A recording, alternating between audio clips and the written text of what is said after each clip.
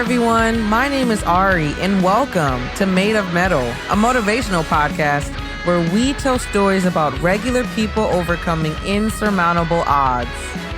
So today, on this magnificent day in June, I will be telling you about a fellow badass Maryland native who has an absolutely extraordinary story.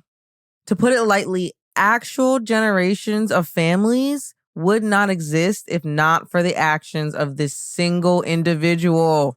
This person was a literal beacon, leading those who were willing from the depths of darkness to the liberty of light. Through their work, this individual earned the title of the Moses of her people, forever immortalized in history as strength, power, and fortitude personified. Today's story is about the indomitable, the incredible, the amazing Harriet Tubman. So let's get right into it.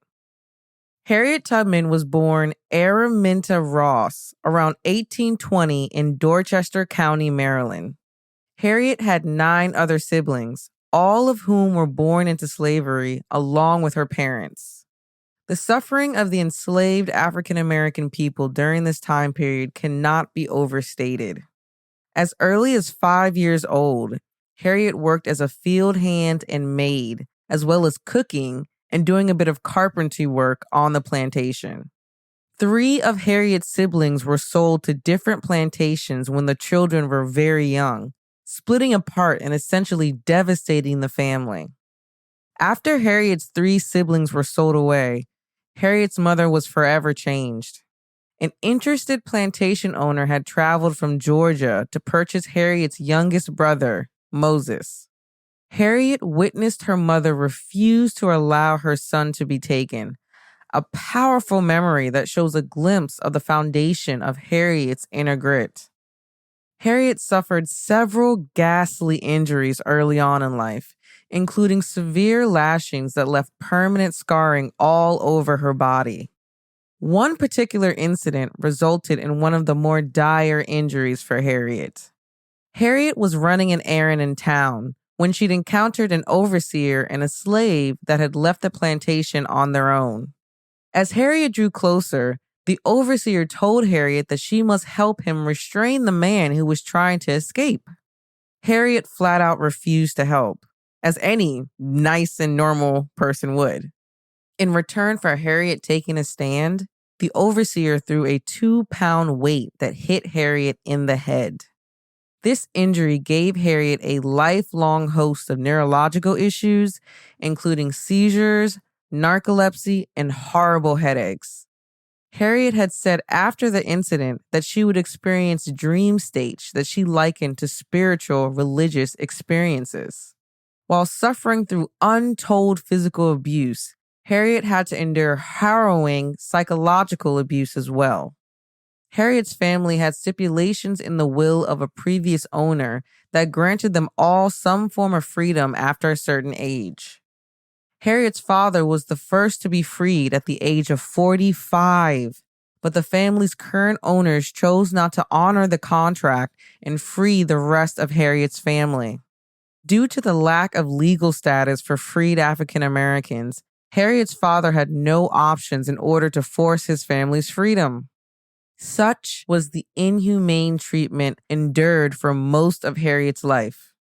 Around 1844, Harriet met a free man named John Tubman. There isn't much information about John, their marriage, or whether Harriet had any children with John. Due to heritage status, as Harriet was enslaved, any children she would have had would be enslaved as well. Around 1849, after being married to John for about 5 years, Harriet heard that there were plans for her to be sold to another plantation. With this knowledge, Harriet had a decision to make. Being sold meant being torn away, yet again, from her husband, the familiar, all that she had known and built, without any ability to control where she ended up. Being thrust into the unknown, into a possibly worse situation that could very well lead to her early demise. At this time, Harriet was older and had just recovered from a long sickness. She wasn't as strong due to her injuries, making her unable to work, thus less valuable and more likely to be killed or mistreated by her owners. With all this knowledge, Harriet made a choice. Harriet was going to flee. She knew that her window to freedom was closing fast. After living a life being beaten down, losing family, no ability to do anything but work and survive, enough was enough. Sadly, John, Harriet's husband, would not accompany her on her journey to freedom. John declined to join Harriet, citing the danger in the journey, fearing being caught and hung for their escape. Harriet knew all of this as well.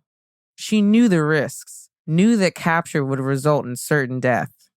Harriet decided to leave in spite of it all. Harriet left the plantation and began her escape in the dead of night around September 17th, 1849. Ben and Harry, Harriet's brothers, initially joined her on her escape. In the beginning of their journey, the two brothers saw that a reward had been posted for Harriet's return. They became unnerved by the large amount of the reward and decided to turn back. Harriet continued on, alone. Harriet used the Underground Railroad, a series of covert trails and safe houses, to travel almost 100 miles to Philadelphia.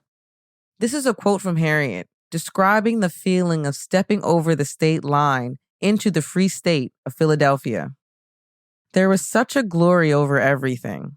The sun came like gold through the trees and over the field, and I felt like I was in heaven. Although Harriet made it safely to Philadelphia, she did not stop there.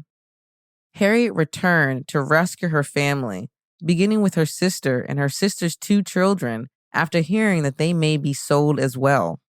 This would mark the first of many trips into Maryland to lead her fellow enslaved people to freedom via the Underground Railroad. Harriet would make more than 13 trips into Maryland, where she aided more than 70 enslaved people in traveling the Underground Railroad to Canada, to freedom. This is even more exceptional when framed with the historical context of that time period. While previously, enslaved people were able to escape slavery by entering a free state, that completely changed when the Fugitive Slave Law was passed in 1950. This law made it legal for plantation owners to pursue fugitive slaves into free states.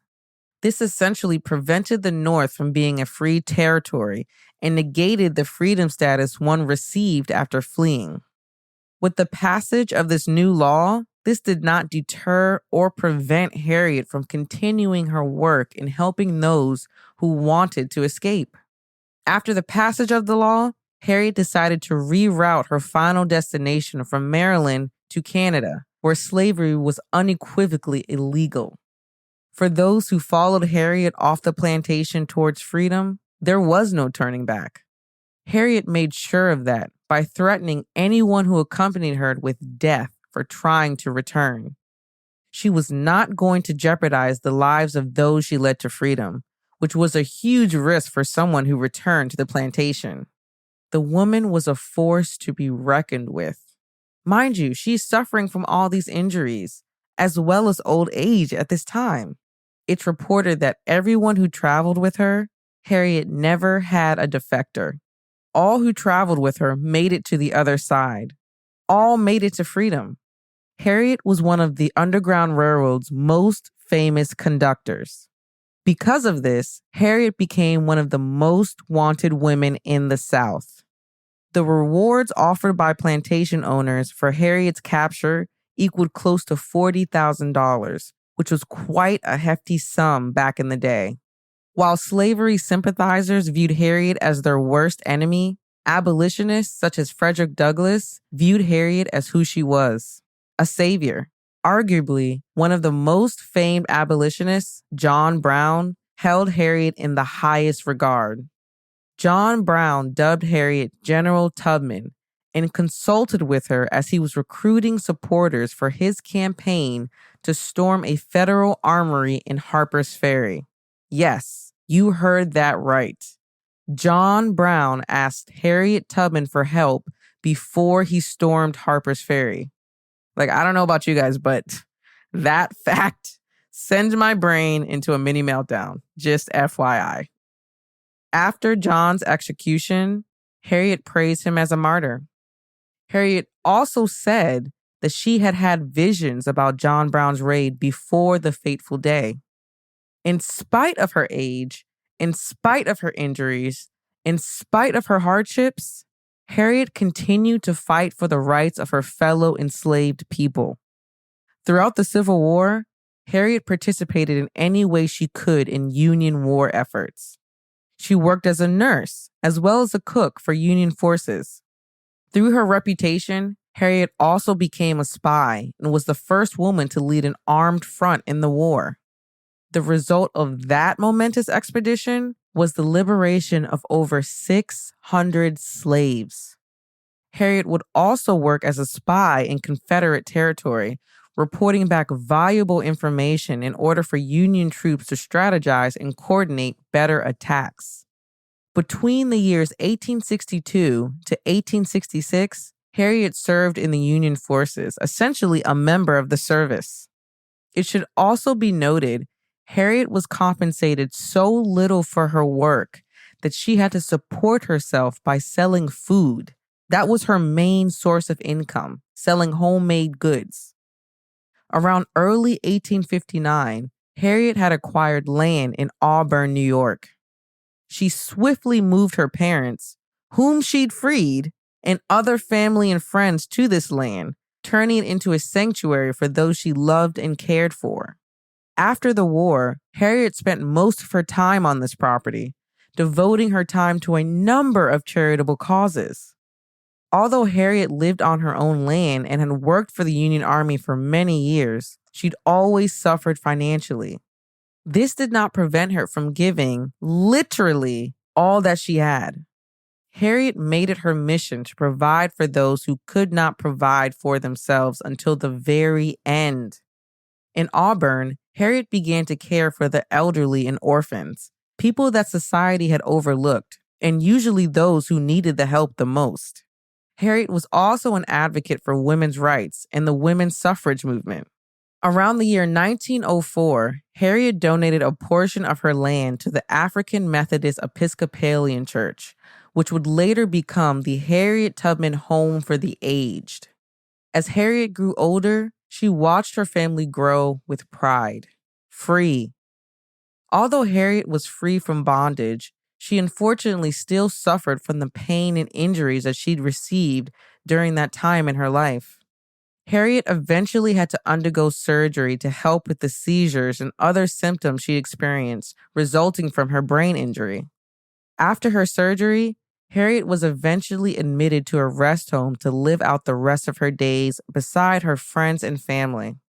Harriet Tubman passed away from pneumonia at the ripe old age of 93 in March of 1913. Harriet died in a rest home that was named in her honor and buried with full military honors at Fort Hill Cemetery in Auburn, New York. I mean, where can I even begin in describing this superhero of a woman? Harriet's legacy was and still is immeasurable. This woman was forged from grit, steel, sand, and stone. To not only have the strength to bring yourself to freedom, but then to have the absolute gonads to turn around and go back to help others. Let's not even mention the fact that she lived through slavery, lived through leading her family out of slavery, and then helped lead the country out of a civil war. Like, what is this? This woman was doing everything for everybody. As an African-American woman myself, I can't begin to express how stories like these move me. I do get a bit choked up. To read and comprehend just a small glimpse of the atrocities my ancestors had to endure, just for me to be sitting here speaking freely with you right now. The feeling is indescribable. and it really helps me to put things in perspective. So I'd like to do what I always do, which is leave you with a defining quote that I think really sums up the character of this individual. To say Harriet Tubman was tough doesn't quite capture the intensity of her will, but I think this quote sums it up pretty nicely. There are two things I've got a right to, and these are liberty or death. One or the other I mean to have. No one will take me back alive. I shall fight for my liberty, and when the time has come for me to go, the Lord will let them kill me. You can find Made of Mettle on Instagram and Facebook at Made of Mettle Podcast. So that's Made of Mettle, Mettle Podcast. You can also check out our website, which is finally up, madeofmetalpodcast.com. If you'd like to support, please review and subscribe anywhere that you listen to podcasts. I'll be releasing episodes every Monday, so let my smooth, sultry voice lull you into your manic Mondays. I'll do what I can to make it a little better. So, as always, lovelies, thank you so much for listening, and bloom where you are planted.